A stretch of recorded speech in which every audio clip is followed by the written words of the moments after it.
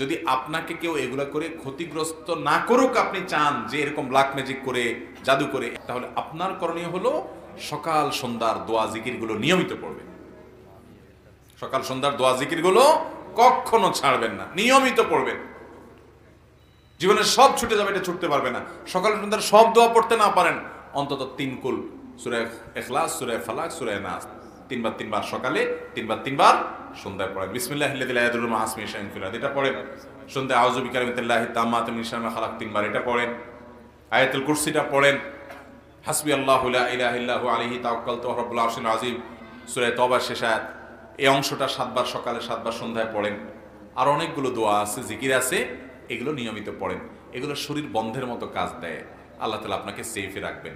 এর পাশাপাশি black magic যেন কাজ করতে না পারে, এই জন্য বেশি বেশি করে সূরা বাকারা তেলাওয়াত করবেন, বাসায় চালু করে রাখবেন।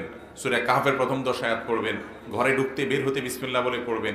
সবকিছুতে বিসমিল্লাহ, বিসমিল্লাহ সবকিছুতে করবেন, ওইটাতে কোনো ক্ষতি হবে না ইনশাআল্লাহ। বিশেষ করে শয়তানি বিসমিল্লাহ বললে ওখানে আর টিকে না। আল্লাহ তাআলা আমাদের সবাইকে হেফাজতে থাকার তৌফিক দান করুন।